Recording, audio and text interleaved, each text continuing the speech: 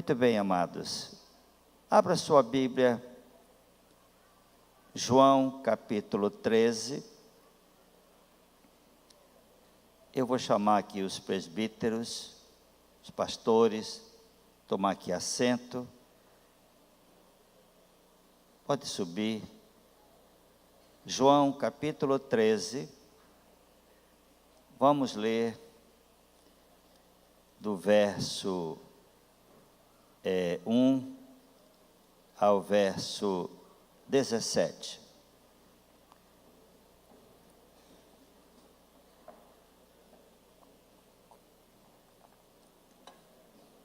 Eu não sei como você começou este ano, mas eu quero falar para os irmãos, este ano tem boas perspectivas de mais emprego, a economia melhorar. Ainda esta semana, nos 21 dias, esta semana, 2 irmãs me falaram: pastor, fui chamada para o emprego. Todo dia nós oramos para as pessoas que estão desempregadas. E hoje estava entrando aqui, uma irmãzinha querida estava com o esposo, está aqui, disse: pastor, olha aqui minha filha, uma menina linda, de 1 ano e 10 dias. Que linda sua filha, realmente uma criança muito bonita. Disse: pastor, foi nos 21 dias de 2015. Eu tinha útero, mas tinha problema na trompa, só um ovário, não podia gerar. Eu pedi, o senhor orou, está aqui. Minha filha, que coisa linda, irmãos, graças a Deus. O Senhor continua sendo o Senhor de Samuel, de Ana, que orou e deu a ela um filho, varão. João 13, ora, antes da festa da Páscoa, sabendo Jesus que era chegada a sua hora de passar deste mundo para o Pai, tendo amado os seus que estavam no mundo, amou-os até o fim. Durante a ceia, tendo já o diabo posto no coração de Judas Iscariotes, filho de Simão, que traísse a Jesus, sabendo este que o Pai tudo confiara às suas mãos, que ele viera de Deus e voltava para Deus, levantou-se da ceia, tirou a vestimenta de cima e, tomando uma toalha, cingiu-se com ela. Depois deitou água na bacia e passou a lavar os pés aos discípulos, a enxugar-lhes com a toalha com que estava cingido.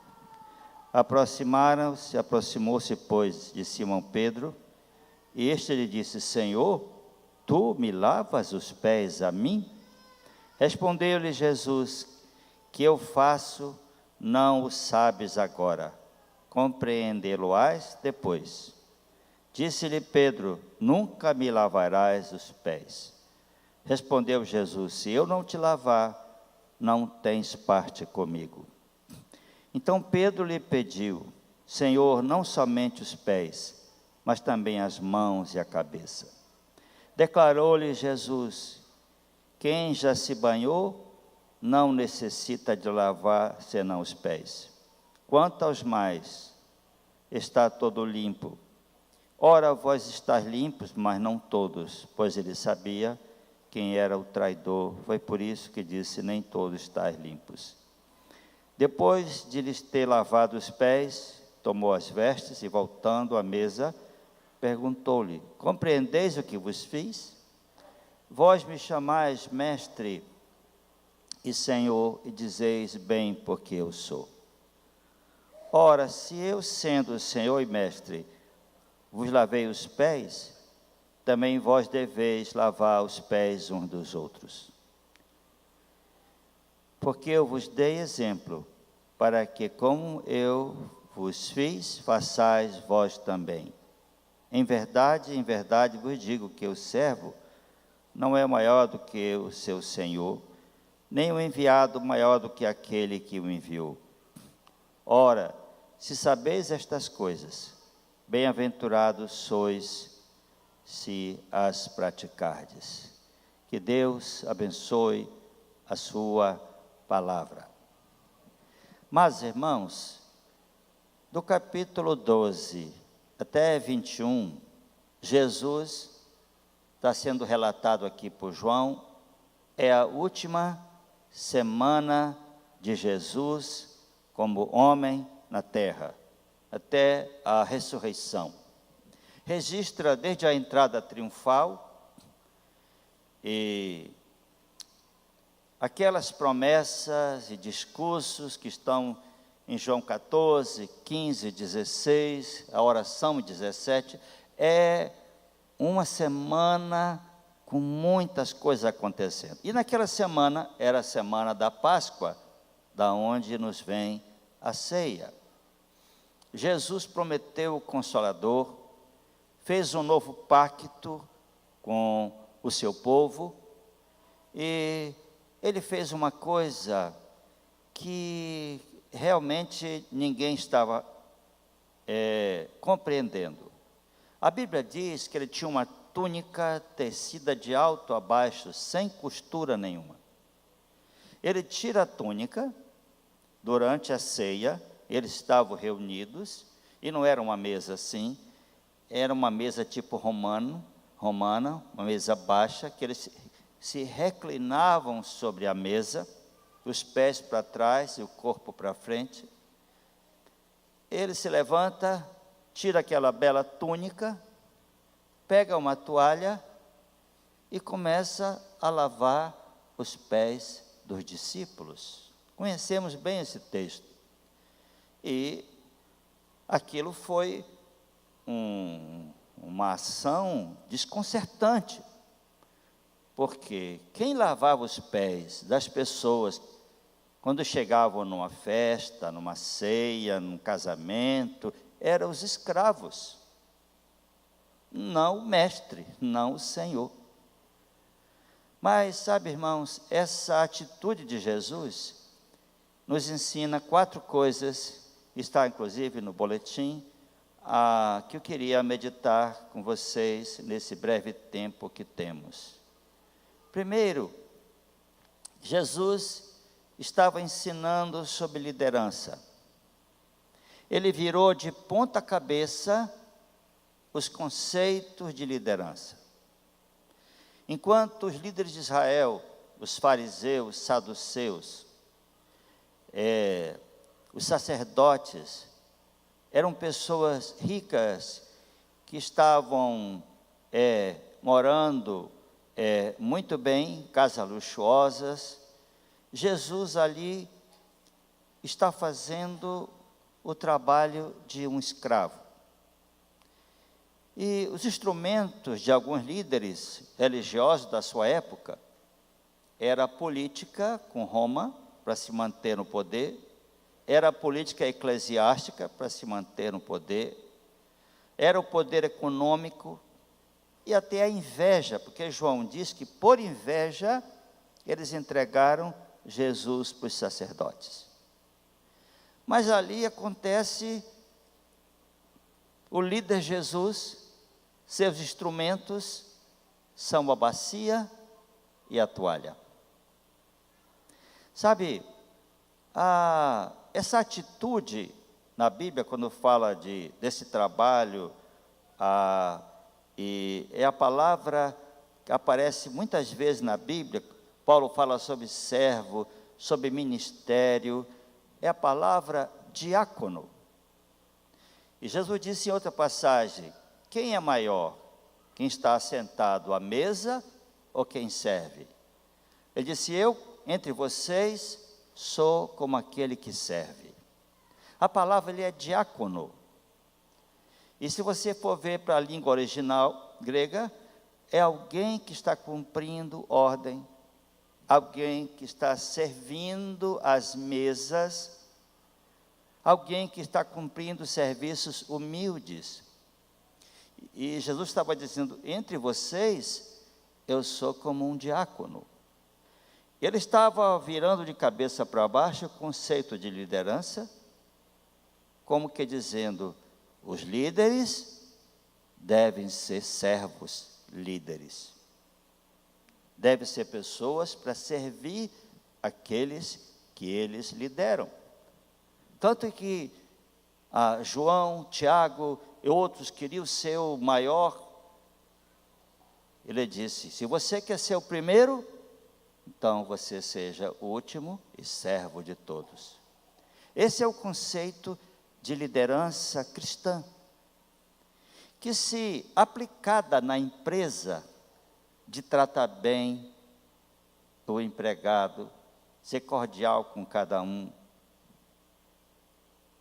tratar com dignidade, se interessar pelos seus problemas, vai fazer grande diferença até no mundo corporativo. Um certo homem muito bem sucedido no seu empreendimento, alguém lhe perguntou: qual é o segredo da sua liderança? Ele disse: é simples.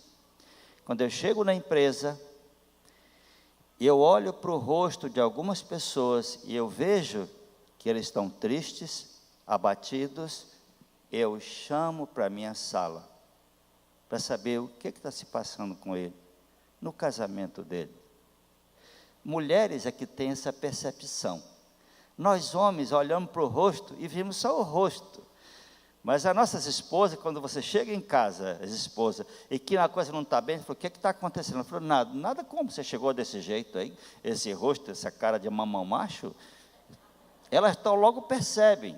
Eu confesso que eu preciso de uma assistência divina para poder perceber. Mas era interesse pelos seus empregados, para que eles fossem bem-sucedidos.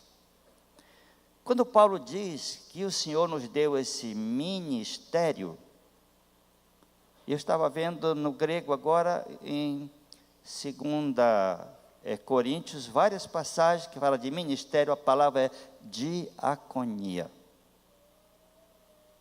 Ministério pastoral, ministério por líder do grupo familiar, ministério por líder de ministério, para aqueles que ensinam. Paulo está dizendo que isso é uma diaconia. Quando levantaram uma oferta na Macedônia para mandar para Jerusalém, ele fala de ministração dessa dádiva. Eu fui ver que palavra é essa no grego, diaconel, que é, na verdade, uma variante e o mesmo espírito de servir aqueles que estão passando necessidades. Ou seja, irmãos, se nós continuarmos servindo as pessoas, nós vamos ver Deus abençoar, salvar e trazer muita gente para a igreja, amém? Porque esse é o modelo de Jesus. Algumas pessoas dizem assim: pastor, vocês são diferentes. Como? Nós somos igual carne e osso aqui, tudo. Uma parte baixinho assim, outra um pouquinho alta. Eu disse: não, é que algumas igrejas, quando passa assim de certos membros, 400, 500 membros, pastor é inacessível. Vocês estão no meio da gente o tempo todo. Eu falei: nós sempre fomos assim. Quando a igreja tiver 10 mil, 20 mil pessoas, eu pretendo ser assim. Eu não devo nada para ninguém, não preciso de segurança. Porque um pastor que está cheio de segurança enganou alguém, fez alguma coisa, está com medo da vingança. Eu não preciso de segurança. Eu tenho 2 seguranças que andam comigo, mas ninguém vê. Sabe quem é, né? Não mexe comigo. Cada um aqui tem 2. Eu acho que pastor Alcidi tem 3, que ele se mete em cada bronca. Mas, irmãos, esse é um estilo de liderança que Deus nos chama para viver. O que ensina também isso aqui, irmãos, essa atitude é serviço. Jesus dignificou os serviços mais humildes. E eles estavam mostrando que o líder segundo o coração de Deus é para servir. Isso é uma mudança de mentalidade completa. E o serviço é essencial para a formação do cristão. E aí no seu boletim eu coloquei 3, o que revela, o que implica o serviço, está aí, revela o nosso compromisso com o reino de Deus, nosso envolvimento com a obra do Senhor. Gente que não se envolve com a obra do Senhor, não tem um compromisso sério com Deus, que não é uma pessoa que contribui fielmente. Eu louvo a Deus porque tem centenas de pessoas que abriram suas casas toda terça-feira, ou quarta-feira, ou quinta-feira, ou sexta, ou sábado, arrumam as cadeiras, telefonam para as pessoas que estão faltando no grupo familiar. Essa semana retornam os grupos, estão ali depois que terminou aquele momento de ministração para conversar. E até eu digo assim, muitos irmãos, não fica até tarde, por favor, para não cansar o seu livro. Ajude a lavar a louça, ajude a arrumar as cadeiras, que é 1 ano, 2 anos, vai fazer 23 anos agora em março. Então, serviço, irmãos, também, desenvolve nossos dons espirituais. Geralmente, descobrimos nossos dons enquanto servimos aos irmãos e aos perdidos. Muitas vezes, eu não sei qual é meu dom. Começa a servir. Onde chamar você? Você vai descobrir e Deus vai te mostrar, não um dom, mas dons que Ele te deu, que o dom é para o serviço. Em terceiro lugar, o serviço nos livra do intelectualismo frio. Alguns estudam muito, mas servem pouco. E ficam intelectuais, mas frios no serviço cristão. Agora, Jesus também está revelando humildade. Ele revelou seu coração humilde em servir aqueles simples homens. A bacia e a toalha são instrumento da liderança de Jesus, e Jesus está declarando morte a toda arrogância, orgulho no serviço cristão. Ele está declarando morte a toda arrogância e orgulho no serviço cristão. No Salmo 18, tem 2 versículos, no Salmo 19, muito interessantes, que servem para nós pensarmos um pouco esta noite na ceia, porque isso aconteceu durante a ceia. Versículo 12 diz assim: quem há que possa discernir as próprias faltas? Absolve-me das que me são ocultas. Também da soberba guarda o teu servo, que ela não me domine. Então serei irrepreensível e ficarei livre de grande transgressão. Que palavra poderosa. Você pode ler comigo o verso 13? Também da soberba guarda o teu servo, que ela não me domine. Então serei irrepreensível e ficarei livre de grande transgressão. Que Deus nos ajude. Irmãos,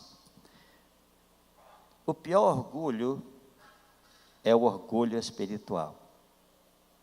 Porque tem aquele orgulho de alguém que faz bem uma coisa. Ele é um craque na sua área.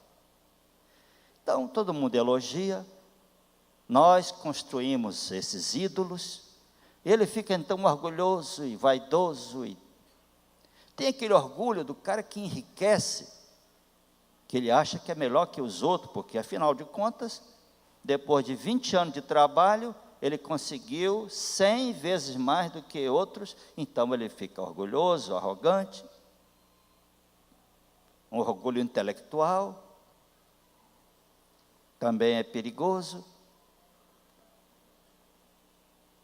Um certo doutor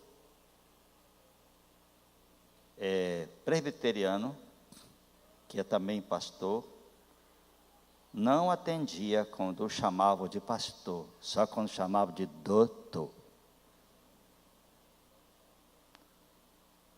Mas sabe, irmãos, o orgulho espiritual, e aí está, é o pior. O Agostinho disse uma frase muito interessante. Ele disse: o orgulho transforma anjos em demônios. É o caso de Lúcifer. Lúcifer era um querubim, não era Satanás, ele era um querubim. Mas quando ele ficou orgulhoso e pensou, eu vou colocar meu trono acima do Altíssimo, então ele se tornou adversário, diabolos, o diabo, Satanás. E também, irmãos, o apóstolo Pedro nos diz em sua carta, humilhai-vos sob a poderosa mão de Deus, para que ele em tempo oportuno vos exalte. 1 Pedro 5,6. Mas em 1 Pedro 5,5 ele diz: rogo aos que são mais jovens, sejam submissos aos que são mais velhos. Ou seja, irmãos, isso não só, aqui ele está falando do contexto da igreja. Devemos respeitar aqueles que têm décadas de serviço cristão com fidelidade.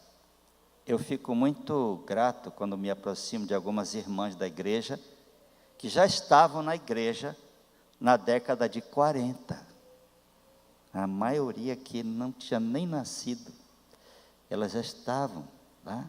Outra na década de 50. Algumas foram pastoreadas pelo pastor Matos, foi 10 anos pastor da igreja, pastor Hélio, pastor Filinto. E outros que estão há 10, 20 anos servindo, estão envelhecendo, os cabelos estão ficando brancos, né, Zeneri? Outros estão caindo, mas Pedro fala sobre isso, irmãos.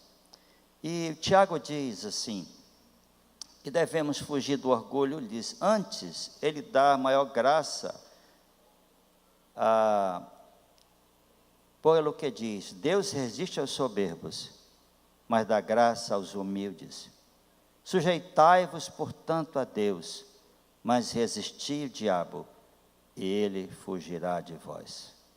Em Provérbios 16, 18, tem uma palavra que eu acho assim que deve estar na mesa de qualquer pastor, no coração. Diz: a soberba precede a ruína, e altiver de espírito a queda.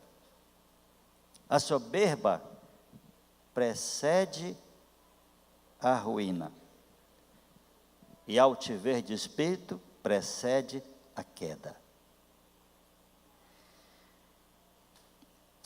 Um homem de Deus, que Deus usou muito, eu li a biografia dele há uns 2 anos atrás, George Miller, que chegou a liderar 10.000 órfãos, orfanatos e escolas, sem nenhum orçamento prévio, sem nenhuma igreja sustentadora, simplesmente por fé, pela oração. Deus foi. É lindo a história de que cada dia era um desafio para alimentar. Primeiro eram 50 crianças, 100 crianças, 2.000 crianças, 10.000 crianças. Aliás, uma criança que esteve no orfanato do George Miller, doou, anos atrás, um bom valor, que foi comprado o prédio para amar. Veja que fruto, depois de décadas, onde amar está. E perguntaram a George Miller, como é que você lida com isso? Você é um homem, talvez ele fosse o homem mais influente, ou um dos 3 mais influentes na Inglaterra. Um trabalho desse, irmãos, ele disse: não tenho nenhum problema com isso. Ele movia com milhares de libras esterlinas. Ele disse: porque George Miller é um homem morto. É bom pensar nisso.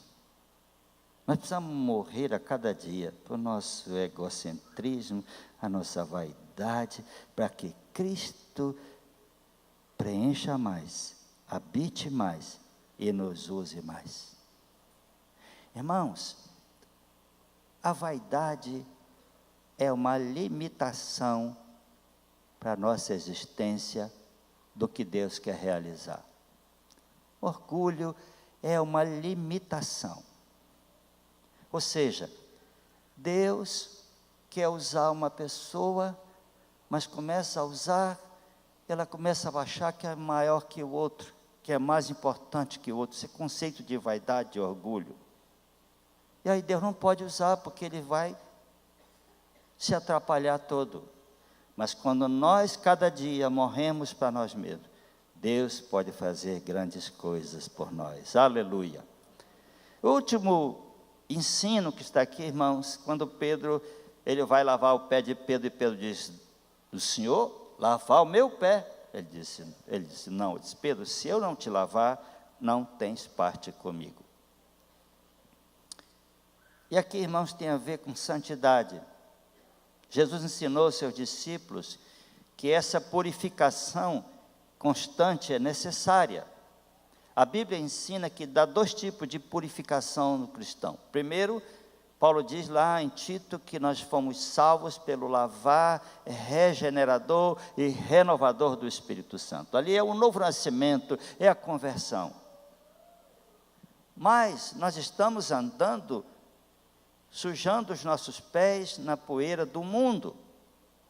E precisamos, simbolicamente, lavar nossos pés constantemente, que é confessar nossos pecados e nos consagrar a Deus a cada dia, porque somos pecadores. E está aqui, irmãos, uma clara lição que nós podemos, na ceia, pensar. Pedro disse: Senhor, então o Senhor dá um banho completo logo. Eu disse: não, Pedro, quem já se banhou, não necessita mais tomar banho, mas lavar os pés, quanto mais está limpo. Ou seja, se você já é de Cristo, o Senhor fez a obra na sua vida, você é alguém chamado por Deus, selado por Deus, mas precisa constantemente limpar seu coração diante de Deus. Nós temos uma capacidade imensa de acumular lixo nas nossas mentes, em nossos corações. E a ceia, irmãos, aqui nos lembra que devemos deixar o lixo para trás. A imoralidade, o ressentimento, essas coisas nos atrapalham. Se você quer viver um ano com vitórias, um ano abençoado, perdoe quem te ofendeu. Peça perdão de quem você ofendeu. Veja que Jesus estava fazendo uma coisa, mas o Pedro e ninguém estava entendendo.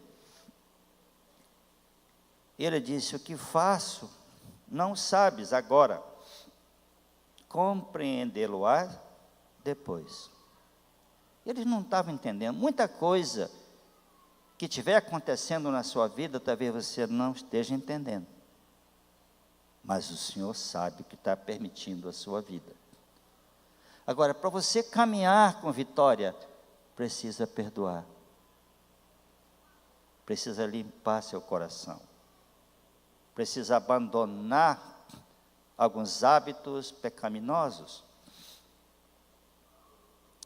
E no final, irmãos, Jesus disse para eles, depois de ter lavado os pés, verso 12, disse para eles: compreendeis o que vos fiz?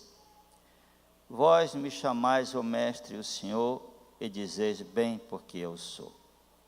Ora, verso 14, sendo eu Senhor e mestre, vos lavei os pés. Ele inverteu a ordem. Ele chamava de mestre e Senhor. Ele disse: sendo eu Senhor e mestre, vos lavei os pés, também vós deveis lavar os pés uns dos outros. devemos servir uns aos outros. É isso que Jesus estava ensinando, e até em momentos de necessidade. Verso 15, porque eu vos dei exemplo, para que, como eu vos fiz, façais vós também. Em verdade vos digo que o servo não é maior que o seu senhor, nem o enviado maior do que aquele que o enviou.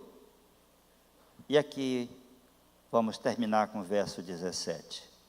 Ora, se sabeis estas coisas, bem-aventurados sois, se as guardardes, se a praticardes. Aqui está o desafio. Se você sabe isso, pratique isso. Viva isso. Nunca se teve tanto conhecimento, irmãos, no mundo como hoje.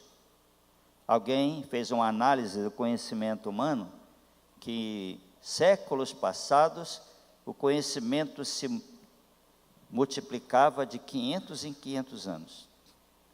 Depois de 250 em 250 anos. Depois esse conhecimento se multiplicava com 50 anos. Hoje se fala, os estudiosos do conhecimento humano, que o conhecimento está multiplicando de 5 em 5 anos. É uma velocidade, tudo acessível. Qualquer pessoa com seu computador tem acesso às maiores bibliotecas das grandes universidades do mundo.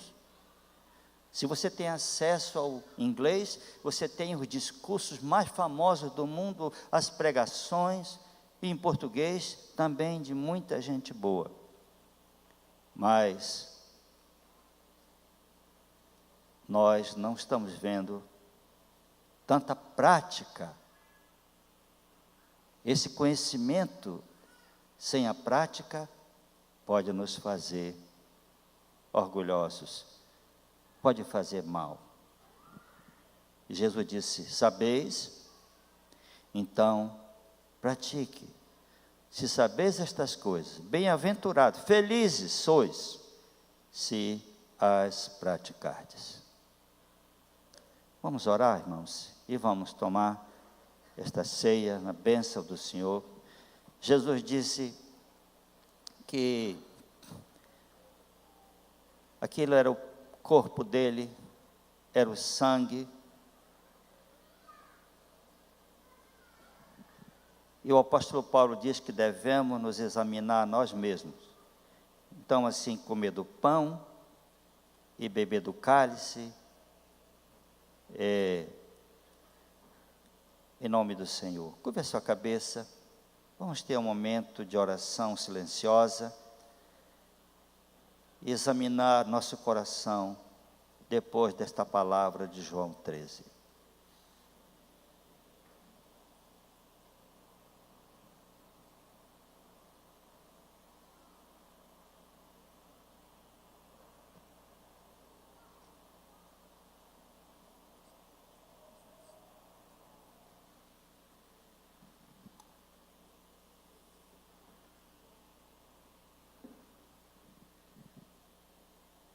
Nosso Deus, nosso Pai, obrigado pelo privilégio de participarmos da ceia do Senhor, de lembrar do que o Senhor disse: este é o meu corpo que é dado por vós, fazei isto em memória de mim. Este é o sangue da nova aliança, bebei dele todas as vezes em memória de mim. Perdoa os nossos pecados, perdoa os meus pecados, limpa-nos, purifica-nos, dá-nos a capacidade de honestamente nos autoexaminar, para o nosso bem, o bem da nossa fé, da nossa caminhada cristã. Em nome de Jesus. Amém. Amém, amados.